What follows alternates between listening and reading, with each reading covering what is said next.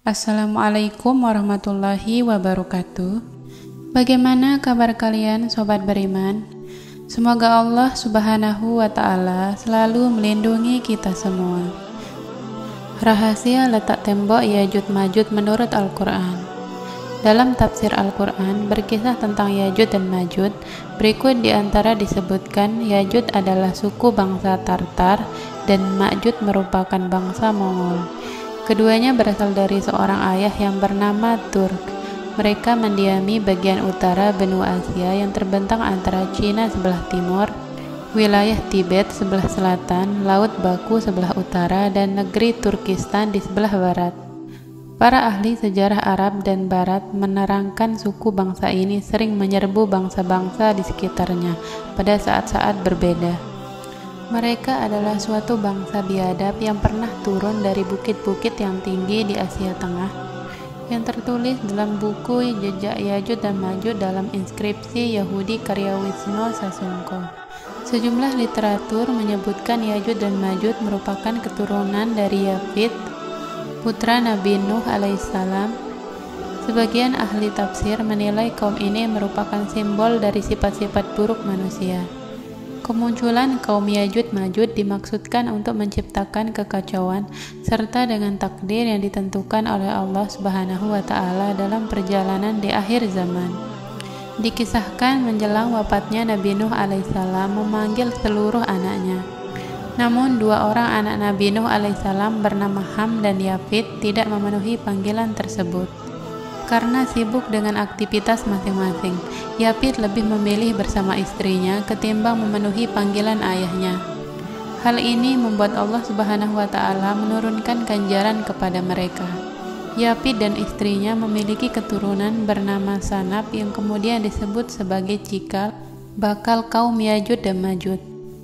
Kisah Ya'juj dan Ma'juj dalam Al-Quran disebutkan dalam surat Al-Kahfi ayat 83-106 dan surat Al-Anbiya ayat 95-98. Ya'juj dan Ma'juj merupakan makhluk Allah yang keluar saat hari kiamat. Ya'juj dan Ma'juj muncul setelah turunnya Dajjal dan Nabi Isa alaihissalam. Mereka membunuh semua penghuni bumi, lalu mereka menghujamkan panah ke arah langit untuk membunuh penghuni langit. Mereka merusak apa saja yang ada di sekitar mereka. Jika mereka melewati satu danau, maka air danau itu akan habis. Karena sifat rakus mereka, ciri fisik Ya'juj dan Ma'juj antara lain bermuka lebar, bermata sipit, jambul, rambutnya berwarna putih, bentuk wajah mereka seperti tembikar. Asal-usul keturunan dari Ya'juj dan Ma'juj. Dalam tafsir Ibnu Katsir diterangkan dari Ibnu Jarir menyebutkan bahwa Ya'juj dan Ma'juj adalah keturunan Nuh alaihissalam. Tepatnya dari garis keturunan Yafith bin Nuh alaihissalam. Kisah Ya'juj dan Ma'juj berhubungan dengan Zulkarnain. Dikisahkan Zulkarnain adalah hamba Allah yang saleh yang sering melakukan perjalanan dari timur ke barat. Dinamakan Zulkarnain karena kedua pada kepalanya menggunakan penutup dari tembaga dan membentuk seperti dua tanduk. Allah Subhanahu wa ta'ala berfirman, sesungguhnya tidak mungkin atas penduduk suatu negeri yang telah kami binasakan bahwa mereka tidak akan kembali kepada kami hingga apabila dibukakan tembok Ya'juj dan Ma'juj dan mereka turun dengan cepat dari seluruh tempat yang tinggi. Dan telah dekatlah kedatangan janji yang benar, hari berbangkit, maka tiba-tiba terbelalaklah mata orang-orang yang kafir. Mereka berkata, aduhai celakalah kami, sesungguhnya kami adalah dalam kelalaian tentang ini, bahkan kami adalah orang-orang yang zalim. QS Al-Anbiya 95-96. Ya'juj dan Ma'juj dikurung dalam tembok. Disebutkan bahwa Ya'juj dan Ma'juj adalah keturunan Adam alaihissalam, juga termasuk keturunan Nabi Nuh, yaitu anak-anak Yafith. Orang tua bangsa Turki dan bangsa Turki adalah sebagian kecil dari mereka. Ya'juj dan Ma'juj ditinggalkan di balik tembok penghalang yang dibangun oleh Zulkarnain. Sesudah membangunnya, Zulkarnain berkata seperti yang disebutkan oleh firman-Nya, dinding ini adalah rahmat dari Tuhanku, maka apabila sudah datang janji Tuhanku, Dia akan menjadikannya hancur luluh, dan janji Tuhanku itu adalah benar. Kami biarkan mereka di hari itu bercampur aduk antara satu dengan yang lain. Surat Al-Kahfi ayat 98-99 hingga akhir ayat. Hal-hal penting tentang Ya'juj dan Ma'juj. Allah menyebutkan Ya'juj dan Ma'juj 2 kali dalam Al-Quran. Yang pertama, Zulkarnain membangun benteng. Allah Subhanahu wa Ta'ala sebutkan di surat Al-Kahfi ketika Allah bercerita tentang Zulkarnain yang membangun benteng Ya'juj dan Ma'juj. Artinya, mereka berkata, "Hai Zulkarnain, sesungguhnya Ya'juj dan Ma'juj itu orang-orang yang membuat kerusakan di muka bumi. Maka dapatkah kami memberikan sesuatu pembayaran kepadamu supaya kamu membuat dinding antara kami dan mereka?"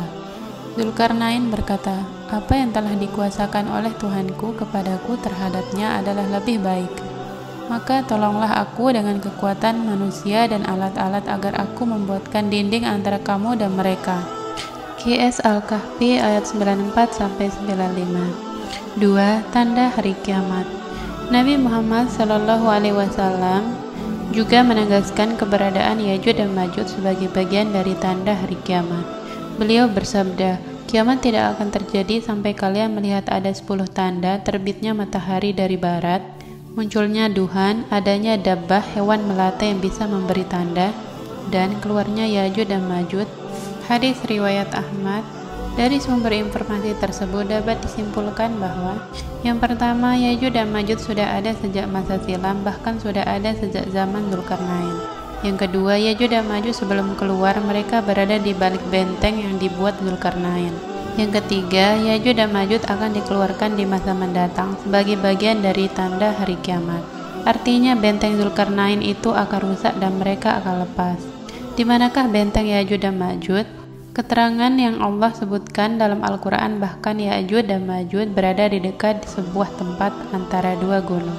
Tempat 2 gunung Ya'juj Ma'juj terdapat riwayat dari Ibnu Abbas radhiyallahu anhu yang menjelaskan, hingga apabila dia telah sampai di antara 2 buah gunung, kata Ibnu Abbas, 2 gunung adalah benteng yang menghalangi Ya'juj dan Ma'juj, 2 umat di balik benteng Zulkarnain. Beliau mengatakan 2 gunung itu adalah Armenia dan Azerbaijan. Riwayat yang disebutkan di atas bagian dari ijtihad Ibnu Abbas radhiyallahu anhu. Ada juga yang mengatakan bahwa benteng itu ada di Cina, dan mengenai realitas sejatinya tidak ada yang tahu kecuali Allah wa Jalla, dan Allah tidak memberikan keterangan yang rinci mengenai tempat itu. Karena itu, sikap yang bisa kita kedepankan adalah mengembalikan kepada Allah Subhanahu wa Ta'ala, dan kita tidak perlu terlalu penasaran dengan informasi semacam itu. Kita ketahui maupun tidak, kita ketahui tidak berpengaruh pada amal ibadah kita, sehingga tidak perlu dicari. Tanda-tanda keluarnya Ya'juj dan Ma'juj. Ya'juj dan Ma'juj berjalan dengan cepat untuk membuat kerusakan di muka bumi manusia. Demikianlah gambaran tentang sikap mereka saat keluar dari tembok penjaranya.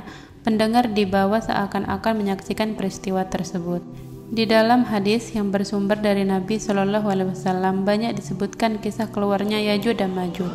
Ibnu Mas'ud radhiyallahu anhu mengatakan bahwa Rasulullah SAW telah bersabda di malam beliau menjalani Isra'nya, beliau berdua dengan Nabi Ibrahim, Nabi Musa, dan Nabi Isa. Mereka berbincang-bincang tentang hari kiamat, lalu mereka menanyakannya kepada Ibrahim. Tetapi Ibrahim menjawab, "Saya tidak mempunyai pengetahuan tentangnya."